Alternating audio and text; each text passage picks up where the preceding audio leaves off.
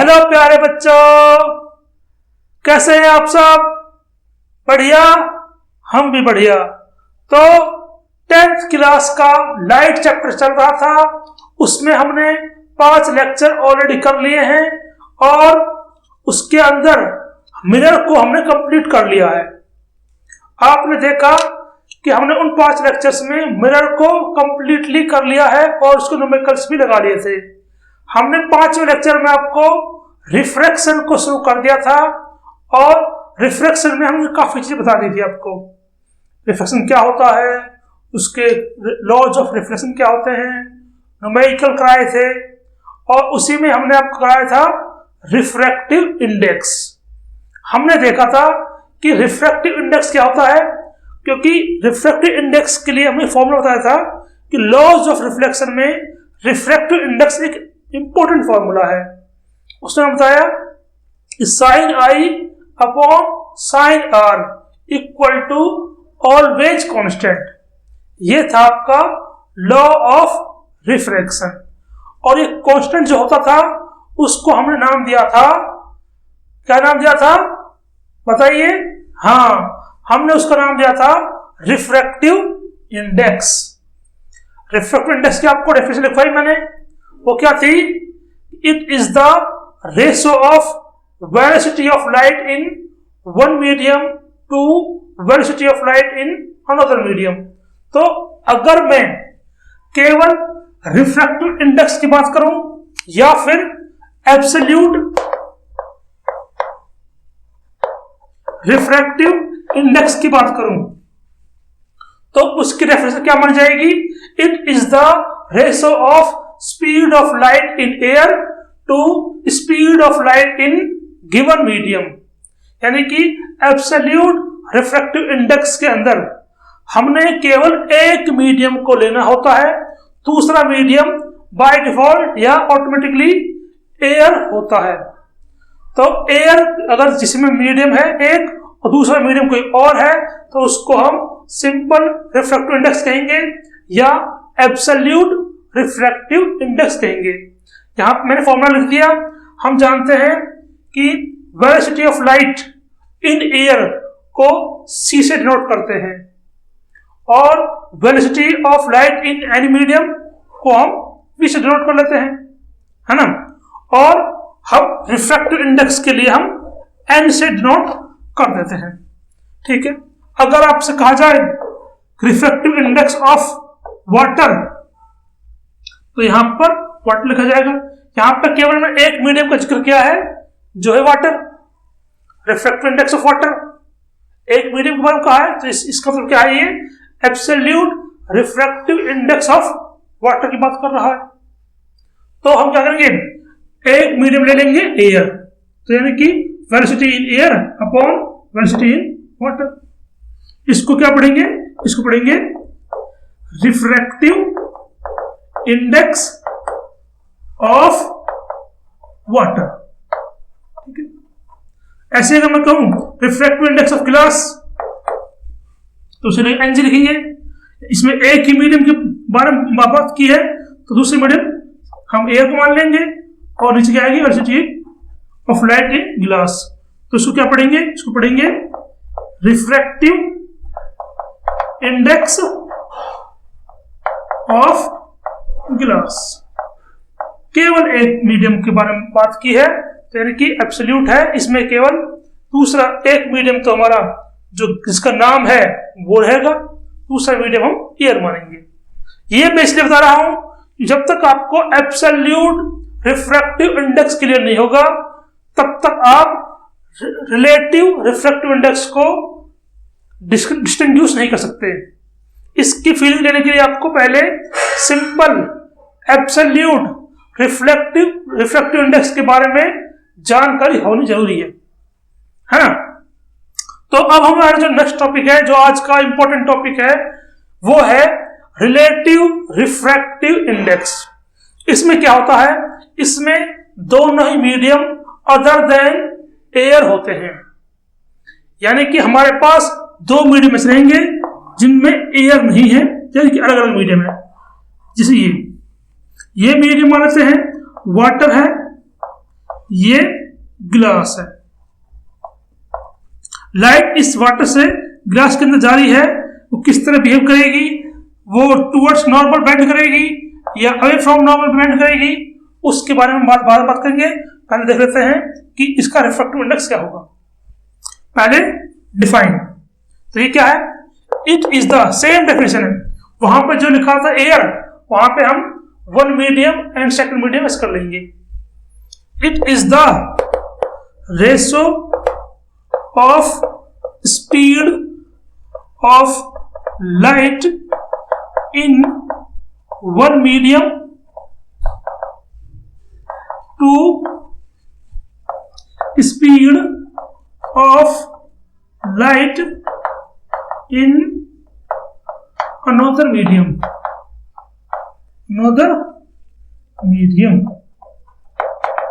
ये हो गई इसकी डेफिनेशन।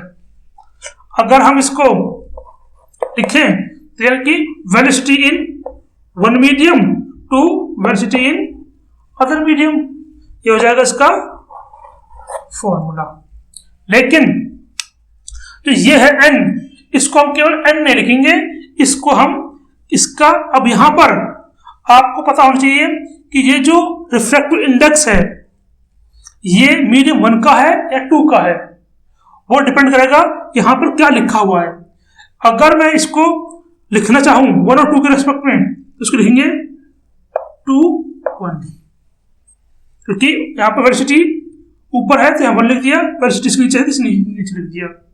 ठीक है, इसको मैं क्या पढ़ूंगा, इसको रीड करूंगा मैं refractive index of second medium with respect to first medium, ऐसे मैं इसको रीड करूंगा। मतलब क्या है कि अगर हम इसको जब रेस्पेक्ट में चेक कर रहे हैं तो हम पहले मीडियम के रेस्पेक्ट में इसको चेक कर रहे हैं, ऊपर वाले को हम चेक कर रहे थे तो इसको हम एयर के रेस्पेक्ट में चेक कर रहे थे। चलिए एयर को वहां पर लिखा नहीं मैंने, देखो जो पहले लिखा है उसी के रेस्पेक्ट में हम चेक करते हैं। तो ये velocity of light in air to velocity in medium, तो जिसके रेस्पेक्ट में हम चेक कर रहे हैं उसकी वेलोसिटी को ऊपर लिखेंगे, और जिस मीडियम का जिक्र बाद में हो रहा है यानी कि उसका हम रिफ्रैक्टिव इंडेक्स निकाल रहे हैं। मैं ये इसलिए बता रहा हूं क्योंकि ये दोनों नाम में कंफ्यूजन होती है बच्चे को। अगर मैं आगे लिखना चाहूं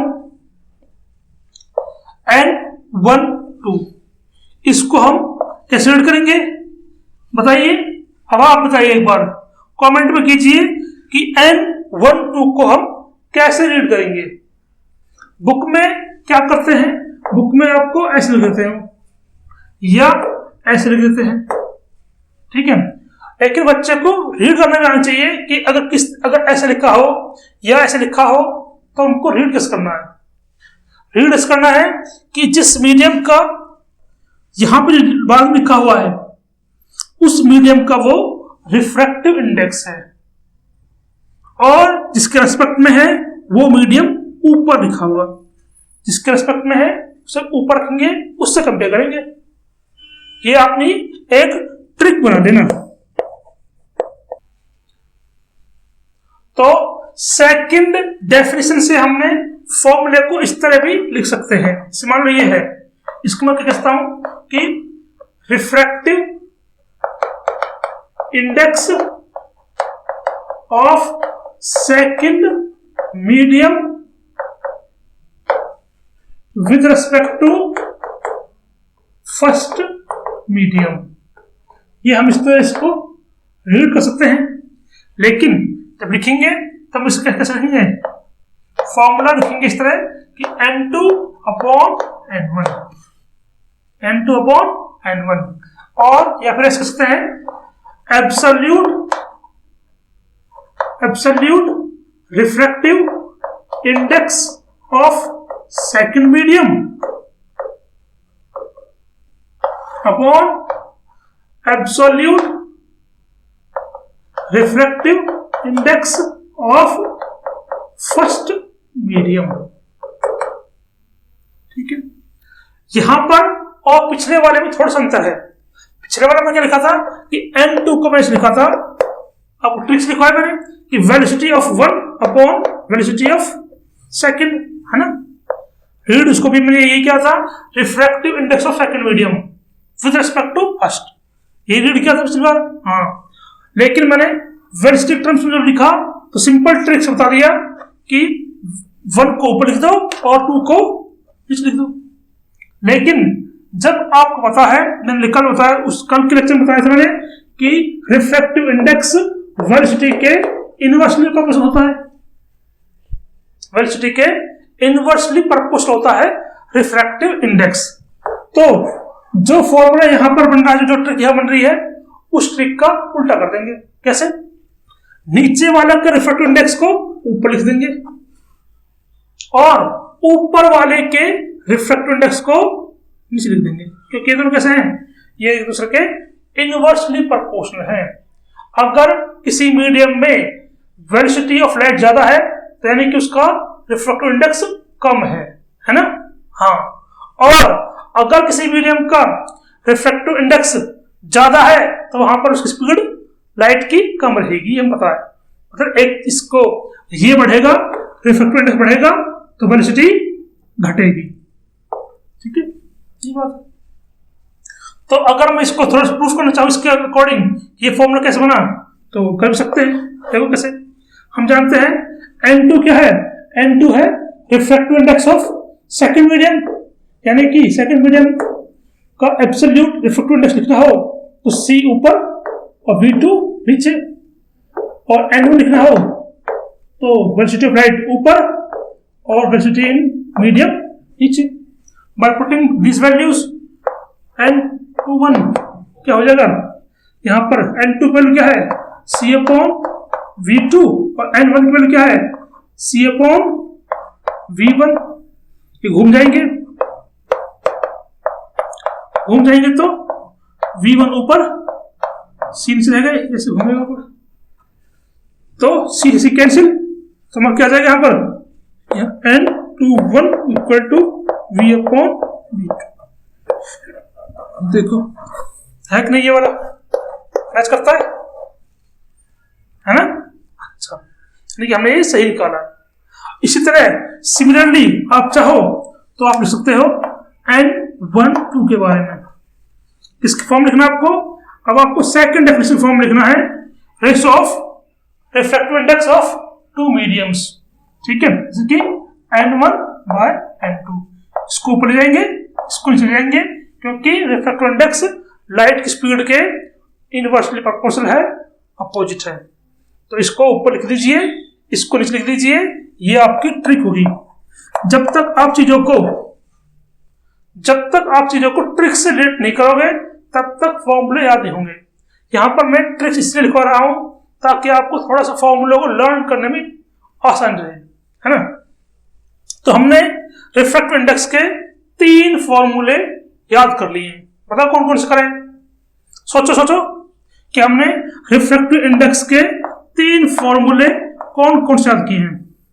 पहला वही वेलोसिटी वाला v1 बाय v2, दूसरा n2 और n1 के टर्म्स में ये वाला, तीसरा हमने डेफिनेशन लिखवाई थी किसकी, सेकंड लॉ ऑफ रिफ्रैक्शन, वो क्या था, sine i upon sine r। तो ये 3 फॉर्मूला आपके हो चुके हैं किसके, रिफ्रैक्टिव इंडेक्स के बारे में। अब इन 3 फॉर्मूलों से आपको कोई भी न्यूमेरिकल घुमा फिरा के बन सकता है। मान लो वो आपके वेलोसिटी टर्म्स में पूछ ले, वो आपको रिफ्रैक्टिव इंडेक्स के टर्म्स में पूछ ले, या एंगल I और एंगल R के टर्म्स में भी पूछ सकता है, ठीक है। एक बात देख लो, यहां पर अगर मैंने यहां पर देखा n12, यानी n12 को मैं देख सकता हूं यहां पर ऐसे, इस फॉर्मूले को और n21 फॉर्मूले को देखो, दोनों में क्या अंतर है। तो हम देख पा रहे हैं कि 12 और 21 कैसे हैं, एक दूसरे के अपोजिट हैं। यहां पर refractive index of second with respect to 1 formula क्या आया है, V1 by V2। और refractive index of first with respect to second formula क्या आया है, V2 by V1, है ना। यहां पे देखो refractive index of second with respect to first क्या फॉर्मूला आया है, n के टर्म्स में n2 upon n1। यहां पे देखो refractive index of one with respect to second medium क्या आया है, n1 upon n2, यानी कि ये देख रहे हैं कि बिल्कुल अपोजिट है। इसका मतलब क्या है कि n2 upon n1 किस क्या है, दूसरे का अपोजिट है, ऐसे अपोजिट यानी कि इनवर्स है, ऐसे, ठीक है। अब ये वाली चीज भी आपको काम आ सकती है। मान लो अगर पूछा आपको क्या कहा है कि refractive index of glass with respect to water, refractive index of glass with respect to water, जिसको हमने कहा है कि गिलास कहा है वो नीचे, विद रिस्पेक्ट वाला ऊपर। एक ट्रिक से आप ध्यान लेना कि विद रिस्पेक्ट वाला ऊपर रहता है हमेशा। तो इस तरह पढ़ेंगे refractive index of glass with respect to water. निकाल लिया उसने कुछ, मान लो उसने वैल्यू 1.5। अब पूछा क्या है, बताइए refractive index of water with respect to glass, refractive index of water with respect to glass ये पूछा। तो क्या करना आपको जो यही रखा था उसको लिख देना बस यहां पर, ये वाला लिख दे यहां पर, इसको इन्वर्स कर देंगे, इन्वर्स करने पर जो आंसर आएगा वो आपका आ जाएगा। तो ऐसे छोटे मोटे न्यूमेरिकल आपके इन फॉर्मूले पर बन सकते हैं। ये न्यूमेरिकल करने में तो एक लाइन के होते हैं, लेकिन इनके अंदर कंसेप्ट बहुत डीप में होता है। अगर आप थोड़े से कंफ्यूज हो गए तो आप एग्जैक्ट आंसर नहीं निकाल पाओगे। इस टॉपिक में बच्चों को बहुत ज्यादा कंफ्यूज होती है। मैंने इसलिए इस टॉपिक को काफी डीप में ले जाकर अलग अलग एग्जाम्पल से अलग अलग डिफरेंस बता के आपको लिखवाया है, ताकि आप न्यूमेरिकल कर सको। अब हम एक दो न्यूमेरिकल लेते हैं ताकि आपकी यहां तक जो फॉर्मूला पढ़े हैं इनका रिवीजन हो जाए।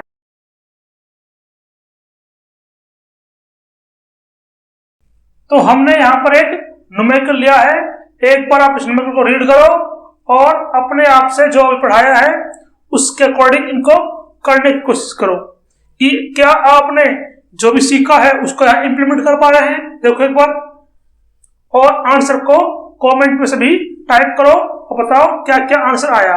मैं आपको 2 मिनट दे रहा हूं, वीडियो को पहले पॉज करो और इसको करके देखो। जब तक खुद ट्राई नहीं करोगे तब तक आपको एक कंसेप्ट क्लियर नहीं होगा। पहले जितनी सारी बातें मैंने लिखाई थी आपको कि N12 क्या है, N21 क्या है, उनकी जगह यहां पर वाटर और ग्लास ले लेना और वो लिखो और फॉर्मूले पुट करो और आंसर बताओ। तो यहां पे क्या लिखा है, अब मैं कर रहा हूं, देखो यहां पे लिखा है find refractive index of glass. मैंने कहा था पहले लिखो N, जिसका नाम पूछा है गिलास का पूछा है, तो यहां पर क्या होगा, गिलास होगा। Find refractive index of glass with respect to water, जिसके रिस्पेक्ट में है उसको ऊपर रखो, रिस्पेक्ट वाले को ऊपर रखो, फिर उससे कंपेयर करो। यही थी टेक्निक, ट्रिक यही थी ना कि जिसके रिस्पेक्ट में है उसको ऊपर रखो, इस यहां पर फॉर्मूले के अंदर यहां पर जो लिखा सिंबल है, और जिसका पूछा है उसको एन के नीचे रखो, यही था। Find refractive index of glass with respect to water, ये हो गया। अब हम इससे जो भी हम 3 फॉर्मूले बनाए थे वो बना सकते हैं। क्या फॉर्मूला था, एन के टर्म्स में लिखे तो एन ऑफ गिलास ऊपर जाएगा, एन ऑफ वाटर नीचे आएगा। यही थी ट्रिक, इससे हमने बना लिया था। हमें एन जी के बारे में पता है अलग से, ये क्या है, velocity of light in air to velocity of light in glass, और एन डब्ल्यू के बारे में पता है, velocity of light in air to velocity of light in water, velocity of light in water, ये हमको अलग से पता है, ठीक है, क्योंकि हम सब जानते हैं। ठीक है।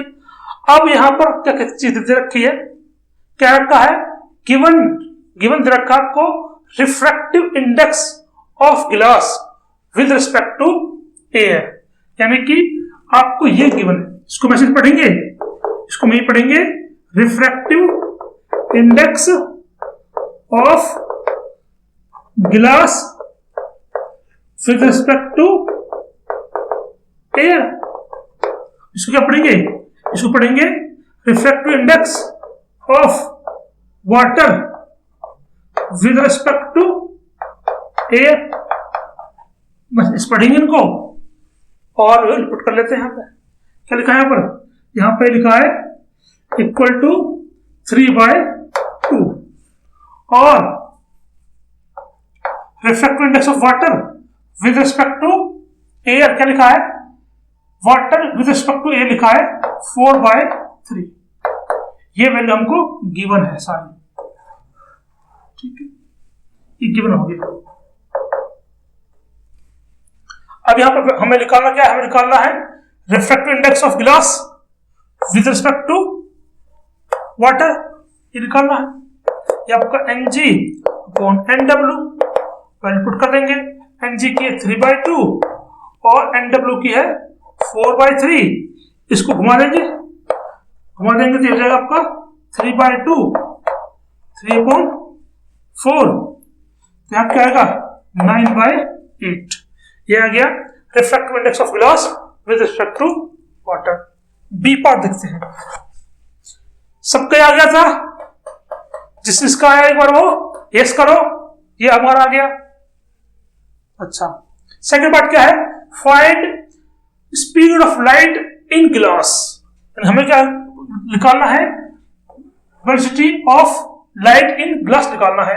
हमने देखा सी वी जी इक्वल टू हम दे रखा है 3/2। सी की वैल्यू क्या होती है बताइए, सी की वैल्यू कहा था लर्न करनी आपको, जो कि velocity of light in air होती है, वो होती है 3 × 10⁸ मीटर पर सेकेंड, ठीक है। तो आपको निकालना वीजी, इसको यहां ले जाइए, इसको यहां ले आइए, तो वीजी इक्वल हो जाएगा 3 × 10⁻⁸/3/2, ठीक है। यहां पर 3 कैंसिल, 2 पहुंचेगा ऊपर, यहाँ पर 2 × ये 10⁸ मीटर पर सेकेंड। अब आपको क्या पूछा है, velocity of light in water also, ये पूछा है, तो इसके हम क्या रखेंगे, सेकंड फॉर्म लगा लेंगे, C/VW। आपको VW पूछा है, गिवन आपको है 4/3, ये गिवन है। बस आपको क्या करना है, इसको यहां ले जाना है, इसको इधर लाना है, 3 × 10⁸/4/3, यहां पर VW, ये इसको इधर को घुमा पहुंचा देंगे ऊपर, तो यहां पर आएगा 3 × 3/4 × 10⁸, तो यहां क्या आएगा 9/4 आएगा। इसको कट कर लेंगे 2.25 आ जाएगा, है ना, तो यह आएगा 2.25 × 10⁸ मीटर पर सेकेंड। ये आ गया आपका velocity of light in water, और ऊपर जो आया था वो था velocity of light in glass, ठीक है। एक बार दोबारा देखो पूरा और इसका स्क्रीनशॉट ले लो। तो अब बढ़ते हैं कुछ और न्यूमेरिकल्स की तरफ। हमने यहाँ पर 2 न्यूमेरिकल और लिए हैं, ये भी बहुत आसान से न्यूमेरिकल है, एक पढ़ो और खुद से ट्राई करो, और जो आंसर आता है उसे कमेंट में लिखो, है ना। अच्छा, पहला क्वेश्चन क्या है, देखो एक बार, वीडियो को पॉज किया होगा आपने और आंसर लिखा होगा, ईमानदारी से लिखा ना। अच्छा, यहां पर क्या लिखा है, a ray of light moves from air to a unknown transparent medium if the angle of incidence is 45 degree and angle of refraction is 30 degree. Find refractive index of the unknown medium, the substance. कहा है आपको हमें पता है जब हम देखते हैं तो एक मीडियम से दूसरे मीडियम में लाइट जाती है ऐसे, ठीक है। ये आपका मीडियम 1 था, ये मीडियम 2 है, तो यहां से लाइट ऐसे आती है, इसमें आती है। तो यही कहा उसने कि एक लाइट जो है वो एयर से, यानी कि ऊपर जो कहा है वो एयर है, यहां पर फर्स्ट मीडियम हो गया air, move to a unknown transparent medium, ये अननोन मीडियम है। एंगल ऑफ इंसिडेंस, यानी कि एंगल ऑफ इंसिडेंस का आपको 45 एंड एंगल ऑफ रिफ्लेक्शन का आपको ये वाला 30। फाइंड रिफ्रैक्टिव इंडेक्स, यानी कि हमें यहां आई और आर का यूज हो रहा है, तो हमें तीसरा फॉर्मूला यूज करना पड़ेगा रिफ्रैक्टिव इंडेक्स का, जो क्या होता है sine i upon sine r. ये हमारा refractive index of unknown medium, unknown के लिए मैंने लिख दिया यहां पर UN, अननोन मीडियम, ठीक है। तो यहां पर साइन आई कितने रखा है 45 और साइन आर रखा है आपका 30, इनकी वैल्यू हम पुट कर देंगे। साइन 45 की वैल्यू कितनी होती है, याद भी है ना आपको? अच्छा, ये 2 घुमा देंगे तो यहां क्या आएगा 2/√2, तो यहां पर √2 आ गया आपका refractive index of second medium, यानी कि refractive index of unknown medium हो गया आपका 1.414, ठीक है। ये √2 की वैल्यू है, हम जानते हैं 2 को हम √2 के टर्म्स लिख सकते हैं, इससे एक √2 से एक √2 कट जाएगा तो बचेगा क्या √2 बचेगा, ठीक है। अच्छा, ये हो गया आपका पैरानॉमिकल। सेकंड क्या कहा है, सेकंड देखते हैं, कहा है डायमंड हैज रिफ्रैक्टिव इंडेक्स 2.42, तो डायमंड का रिफ्रैक्टिव इंडेक्स आपको गिवन है, कितना गिवन है 2.42, तो refractive index of diamond is given 2.42। Calculate speed of light in the diamond, very easy. अब यहां पर केवल एक मीडियम का जिक्र किया है डायमंड का, तो यानी कि ये एब्सोल्यूट है, एब्सोल्यूट रिफ्रैक्टिव इंडेक्स है, और वो एयर के रिस्पेक्ट में होता है ऐसे। Velocity of light in air to velocity light in medium, medium कौन सा है यहाँ पर डायमंड, तो वीडी लिख दिया मैं। बस मुझे क्या करना है, मुझे वीडी निकालनी है, तो इसको यहां ले जाऊंगा, इसको नीचे ले जाऊंगा, तो velocity of light in diamond equal to C की वैल्यू 3 × 10⁸ अपॉन 2.42। सॉल्व करेंगे आपको कौन सा आ जाएगा, सॉल्व करो और मुझे बताओ कितना आया, करो सॉल्व, इसको करो अपने आप से।